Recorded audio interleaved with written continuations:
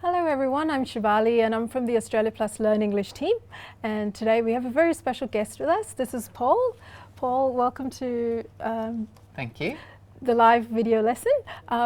Paul's from Central Queensland University. He is an ESL teacher and we're going to talk about the importance of pronunciation, and we're also going to take some questions from you. So make sure you leave us a comment, leave us a question by posting a comment on this live video lesson. We're coming to you from our ABC International office in Melbourne. So big hello to everyone who's joining us. We're actually doing this because we've just reached 4 million followers on Facebook, and we're really excited. Yeah, and it's great. It's a great community of very engaged learners, and we're so happy that all of you are going to be joining us today. So let's get straight to it, Paul. Yeah.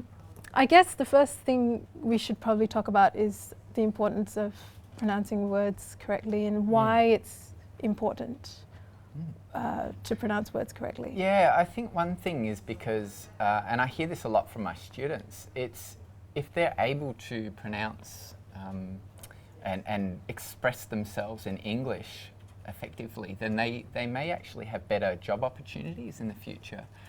And in addition, I think it's frustrating when you can't get your ideas across.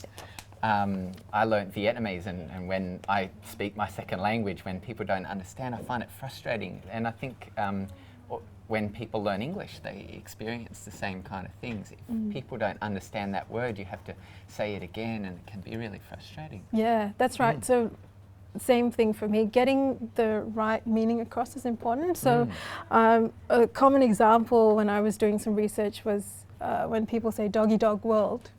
So the meaning's completely lost there when they're actually trying to say dog eat dog world. Yeah. So there's a difference when you pause and pronounce each word correctly, right?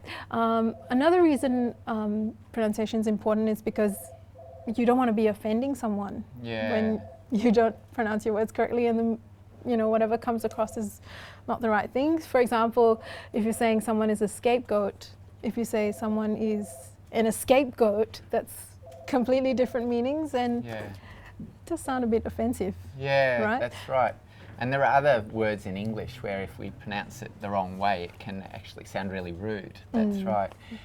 Also, people want to get good scores on tests like IELTS or Pearson Test of English, PTE, and they also have pronunciation as one of the things when they are speaking, that they have to get a high score in pronunciation. So some students really want to have accurate pronunciation for that reason. Yeah, that's right. That's right. So, Paul, I'm just wondering, as a teacher, can you tell us a little bit more about syllable stress and intonation, and how it is, how important is it? Yeah, it is very important, because if you can't use word stress, if a student finds it really difficult to have word stress or sentence stress, the pronunciation may sound quite flat.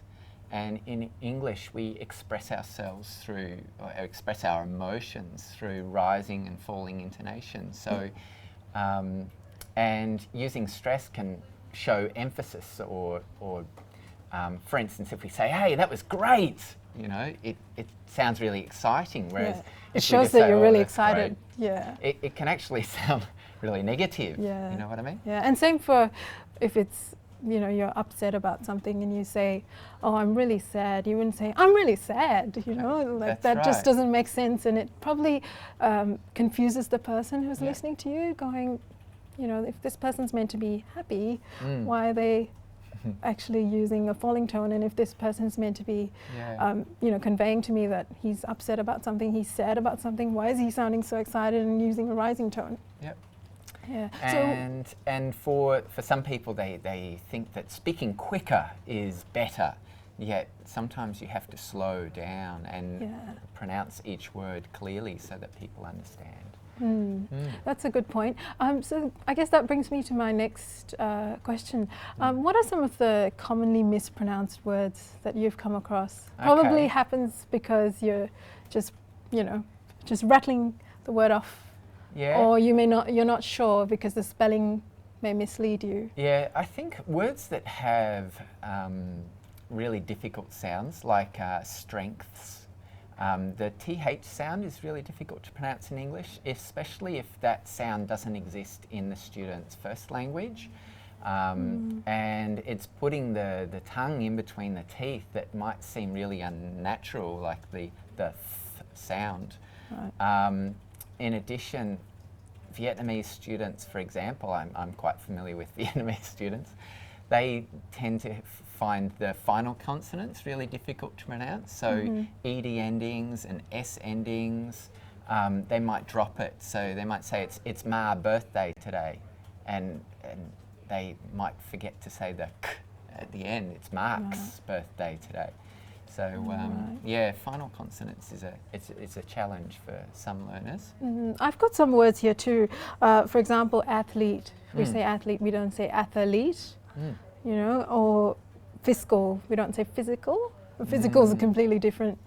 It's a completely different meaning. That's right. Right. So I think it's important to make sure that you're pronouncing the words correctly. Using the dictionary is a good way to do that. Yeah, especially online dictionaries these days. Yeah, they've got an audio function. You can click on them and listen and repeat a few times. And then there's silent letters in words. For instance, subtle. The word is spelt with a B in. A lot of students think, well, don't I say subtle? But the B is silent, so we just pronounce it as subtle. Or island. Some of my students might say Island, and it sounds like Iceland, which could be confusing, the country Iceland. Yeah. So there are a couple of examples. Yeah, that's right.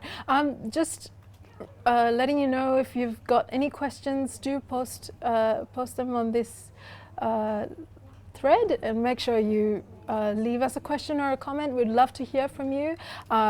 Paul and I are talking about pronouncing English words and the importance of pronunciation, and why we need to make sure that we get the pronunciation right, so we are understood and we don't end up offending someone. Paul, I'm just wondering also, one question I always get from the community is, why can't English words just be pronounced the way that they're spelled? Yeah. There are many words that are borrowed or loan words, and so we have words like karaoke even from Japanese, or tofu from Chinese.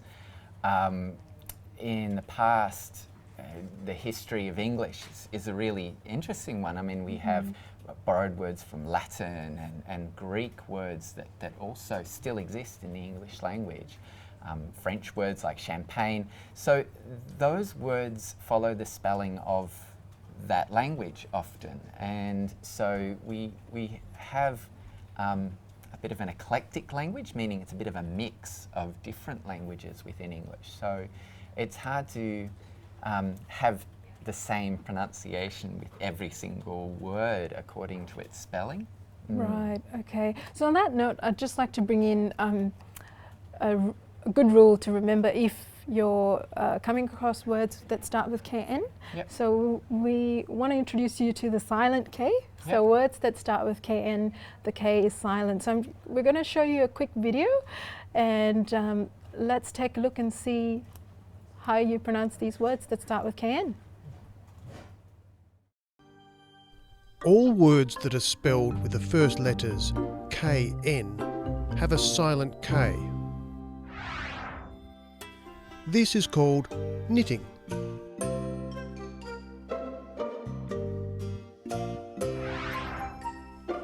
You can see her knees.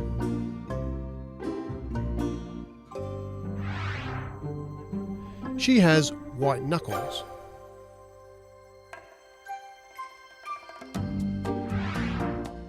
A white knuckle ride causes fear or anxiety.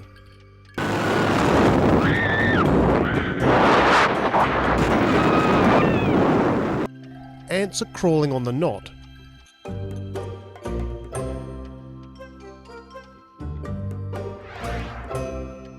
To tie the knot is to get married.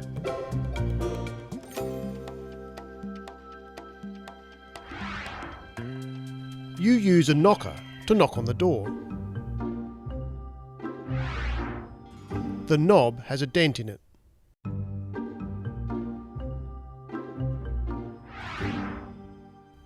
People often kneel when they pray.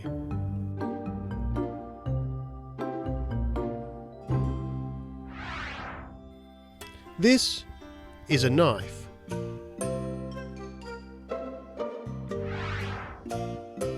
They're not real knights.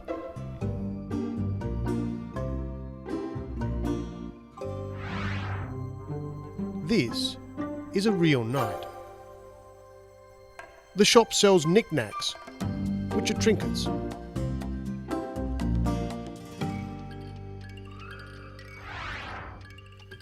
But getting the knack of something is learning how to do it.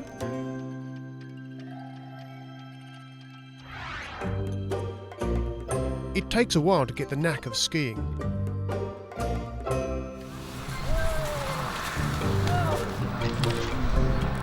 Now you should have the knack of it and know how to pronounce KN at the start of words.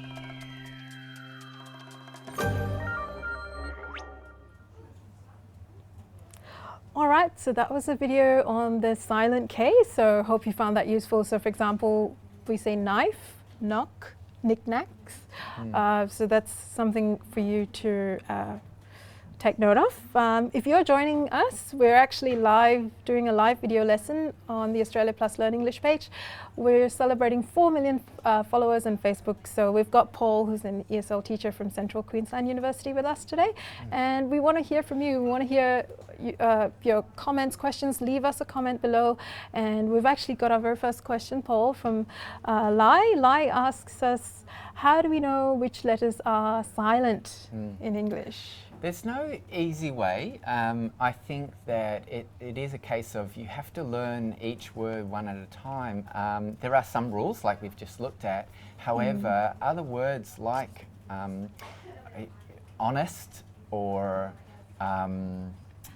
honour, we don't pronounce the H, yet in other words like home, Horse. Or horse, we do. So it's not a matter of learning a rule. But we can use dictionaries, like we were mentioning before, listening a lot and noticing the words that are pronounced with a silent letter and perhaps recording those in some way. Right. Another thing that I find useful is if a letter is silent. So, for example, we talked about subtle and island. So the B and the S is silent there. So what I find useful is writing the word out and actually crossing out the letter that's silent and putting it in a notebook and looking through it. And over time, I think you internalize it because you're looking at it every day. Yeah, that's and then right. you pick it up and it becomes more natural to you. Some students also learn the phonemic script, which are the symbols that show the sounds rather than the letters. And that can be really helpful as well. It takes a little while to recognise the symbols, but if you practice quite a lot, it can really help the pronunciation and help people to use a paper dictionary as well. Right. Okay. All right. We've got another question from Loreno. Loreno, thanks for your question. He says, I'm Spanish and I'm tending to confuse the schwa sound at the end of a word in British form and American sounds. For example, water for me sounds like a Spanish sound. Okay. That's an interesting one. Well, yeah, it is hard for me as an Australian. Sometimes the British or American way of pronouncing things is slightly different to the way that Australian speakers pronounce things. I think the key is to focus on one language. So if your intention is to learn American English, then perhaps listen to American media and focus on the way that they pronounce things rather than listening to both accents. For me, I say water, water, but for some British accents, they might say water. It sounds a little bit different, but as long as people understand what you're saying, it's not a big problem. Yeah. There are also differences like British and Australian accent. In British and Australian accent, we say plant, but Americans would say plant. Plant, yeah. Or dance, that's right. dance. Yep. Yeah. So if you want to expose yourself to the Australian accent, you can go to our YouTube page. We've got lots of videos on Australian slang and just lots of Australians we've interviewed, and you can have a listen. We've got subtitles as well to help you along. So do check out Australia Plus on YouTube. I also think it's good to watch things like sitcoms or news or perhaps a drama. That way you can watch it on TV regularly and pick up the accents of the characters within the film. And that way you're hearing the same accent again and again and again. And it really is a matter of practice. Yeah. You can't just learn pronunciation overnight. Yeah, I agree, and I think when you watch English used in dramas and on on a news channel, what happens is you understand how the language is used daily, and it's not just a textbook sort of thing. So it's good to expose yourself, I agree, and definitely over time, practice is key. We're probably going to say this a lot today, but That's practice is right. really the best way to learn a language, and practicing regularly is probably a good strategy as well. Paul, I'm just wondering, thinking about pronunciation and what we've covered today, a question that I get a lot on the Learn English community, on the Learn English page is people asking us, I want to sound like a native speaker, but I don't come from an English-speaking country. How do I practice? Yeah. I think it's perfectly acceptable to speak English with an accent. So if you are Spanish and you speak with a Spanish accent, or you're French and you speak with a bit of a French accent, as long as you're able to pronounce the words accurately and for other people to understand what you're saying, it doesn't matter if a second language speaker has an accent. So by speaking with other students in a class, in a formal class, practicing with family and friends. A lot of my students have relatives overseas, and they might Skype each other or chat online, and that can be a good way to practice as well. Yep, you can also use social media. Social media is great. You can chat with your friends, or you can that's what a lot of our members do as well. They leave comments, and our team looks at it and tries to respond to as many comments as possible. It's a good way to reinforce what you're learning. Yep. Language is, again, all about practice. We've got another question. Yep. Let's look at a question from Astrid. Astrid says, what's the difference between American, British and Australian English? So we covered a little bit just now. But there are many differences, but I guess, for instance, in both England and, well, many parts of England and in Australia, we tend to say the schwa sound for the word like car. Whereas in America, they have a bit of an R at the end, so it's a bit more pronounced. They might say car, and so that's one example of a difference. Usually, it won't affect the meaning. So there are the difference in accent is not as there's still one language. They're not two different languages, for example. Yeah, right. We've also got another question from Zohab Ahmed. Hi Zohab. Zohab says, which accent are you using right now? Okay.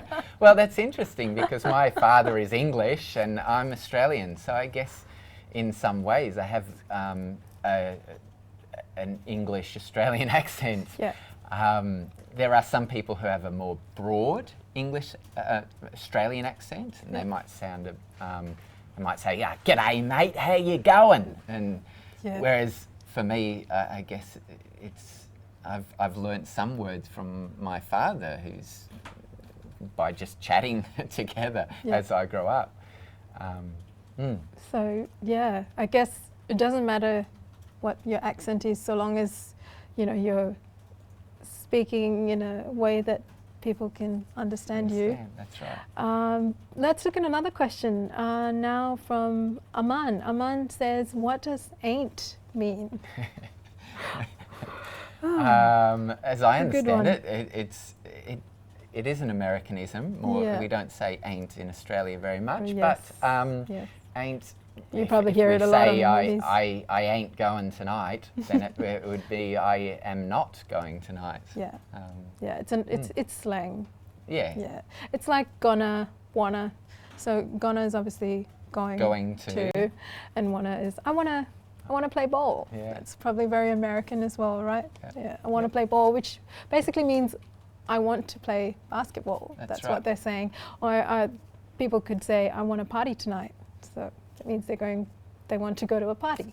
Yeah. Yeah. So again, slang is specific to different parts of the world as well, but these types of slang very common all over the world, I think. That's Yeah, right. we all I think understand. now that we're watching a lot of American and British Yeah. drama, and once again through social media or Yeah. things online, we borrow words from Yeah. other languages, like we Yeah. said before. And since we're in Melbourne, we've got Australian slang as well. So Paul, what's probably some examples you've shared with your students? I How guess, you going? Yeah, how you going? How you going is basically hi. How are you in How are you? Australia? Yeah. Sometimes I've known a student for a very long time, and when I ask them how you going, they say I'm not going anywhere. So it can cause some confusion, and I guess the whole purpose of communicating is to make sure that we're understood. So sometimes we have to explain things, and Yeah. we have to say it in a different way. Yeah, and in Australia, mate is used very often. It's like, it's a term of endearment. Like Yeah. it's a form of affection. So it's like saying, hey, hi friend. So, you're saying, hey mate. So that's something very unique to this part of the world as well. Let's move on to more questions. We've got another question here, and San says, how can I improve my spoken English? Yeah. So basically, how can I improve Yeah, speaking? one of the best ways, I think, is through listening. So there's a strong connection between listening and pronunciation, of course, and speaking. And if we listen online, and like I was saying before, if we're sort of listening to the same voice, that can help too. When I learned a second language, I loved listening to music, and music, I would follow one particular singer and hear the way that he pronounced or sang the words, and that helped me to pronounce those words. If I sort of sing along or try to copy that accent, then that's one way of improving both speaking and pronunciation at the same time. My experience has been, if you want to improve your speaking, it's obviously good to say whatever you're writing out loud. Just take every opportunity to just read out what you're saying. You may not be able to pronounce all the words correctly at the first instance, but keep trying. And the way to encourage yourself is, okay, there are 10 words in the sentence, I've got 5 correct, and next time I'll get 7 correct, and slowly you'll build into a paragraph, and then you'll start speaking a few sentences. And just practice, really. If you pick up something, try to use it as often as you can. Try to think in English. I think that sort of helps as well in making sure you're more natural with the language. Definitely. Yeah. All right, let's look at another question from Sana. Sana says, how do I remember vocabulary? Good question. Yeah. Because there are so many words in English. And the best start, I think, is to look at the kinds of words that are used most often in English, because there are common words that are used regularly, whereas other words that seem a little bit strange, perhaps we won't spend too much time learning those words. I think one good way, I've seen students writing out the word 10 or 50 times I don't think that works very well, and I think it's much better to learn a word in context. So when you've read something or when you've listened to something, then you think about the words that are new and focus on just 5 or 10 of those words at a time, thinking about the meaning as well as the pronunciation. Right, okay. That's interesting you say that, because I also find that writing, my magic number is 5. If you write the word 5 times, especially harder words, it helps you sort of remember how to spell it, how to pronounce it. And as you're writing, if you write it out, write the meaning as well, it kind of reinforces things for you. Sometimes if you learn phrases like to let the cat out of the bag, or you know, when I was going to classes to learn my second language, I would often think about when I wanted to use that word. So I would think about a person or a sentence that I would use it in, and then when I met my friend, I would use that sentence. So for English learners, if you're trying to learn a new phrase like, I don't know why, then you might think about a time when you're going to use that is when you're expressing confused or something like that. And then it might come more naturally at that time. Yeah, that's a good tip. Just letting you guys know, we're going to probably have to wrap things up in a few minutes, so make sure you send us your questions if you've not done so, and we'll try to get to them as soon as we can. Paul, I just have another question. I'm just thinking about, you know, what the community is always talking about. People are always asking us, I'm scared to speak in English. How do I overcome my fear? What are your tips? I think it's quite a personal thing. I think students who get out of their comfort zone and just perhaps one way is through presentation. I think that through doing short presentations or preparing a 3-minute talk, students do build up confidence that way, because they can plan what they're going to say. It's much more difficult to be at a party and your parents say, oh, here's an English speaker, talk to that person. And they tend to shrink back and feel like they don't want to speak in English. Whereas if you have that opportunity to practice at home and get that confidence and build that confidence up, that's one way of improving speaking.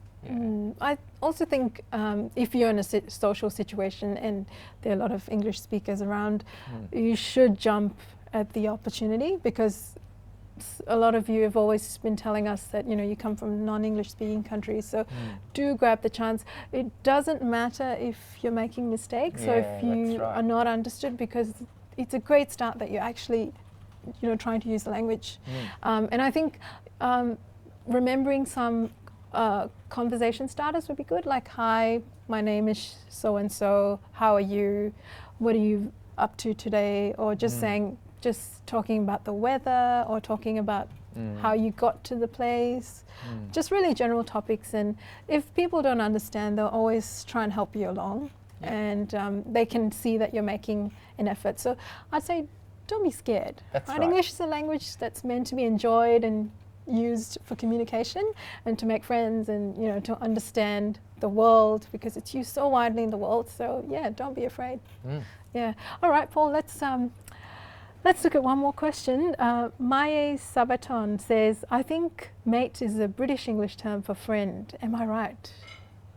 They do say mate in England as well. I'm not sure about the origin of the word, but we do use it a lot in Australia. So I think that it's become a bit of we can claim it. Yeah. Well, maybe one final question from me. Again, we get this very often in, you know, when we're going through lessons regularly on the Learn English page, Paul. A lot of people ask us, you know, you're telling me to practice my English, and okay, I've overcome the fear, but I'm really not able to understand native speakers. Why do they speak so fast? Why are they, you know, going at a pace that I don't understand? What do I do? And then often we can sense the frustration. So what would you recommend in a case like this? Yeah, just to relax. I mean, it's not a race, is it? It's a skill, and it takes time to build up our skills. So to keep the confidence up, perhaps sometimes I recommend to students to go back to lessons that they learnt in the past and remember that that they do know a lot of English, and rather than focusing on the mistakes, to focus on what they do really well. Yeah, I also think if you don't understand what a native speaker is saying, you can always stop and say, you know, please, can you slow down a little? Or you can say, I'm sorry, I didn't understand. I don't think people actually mind. That's right. Don't be self-conscious, probably. It's good to practice. It's okay if we make mistakes, and actually that's how we learn, right? That's how you learn language. The more you use it in, you know, daily life and practical situations, the better you get. So I guess that's probably the last question. That's probably the time, all the time we have for today. So thank you very much, everyone, for joining us. We want to say a big thank you to the Australia Plus Learn English community. Thanks for all your questions. You really had a good time. Thank you, Paul. Thanks for being with us today. Thanks for the invitation. Remember, if you want to look at more English lessons, you can go to our Australia Plus website. We've got a Learn English, we've got all the Learn English lessons there, and you can remember, also you can join us on Facebook on Australia Plus Learn English. We've also got a kids app, the Australia Plus Kids Learn English app. If you've got kids and you want to teach them the correct pronunciation and you want them to learn, you know, English and pronunciation right from the start, you can download it. It's on iTunes. It's on the App Store, sorry, and it's also available on Android as well. Make sure that you keep learning English, keep practicing. I think that's the key takeaway from today's lesson. And Paul, as I mentioned, we're you know, very happy that we've reached 4 million fans on Facebook. So let's end it with a big bang. Thank you.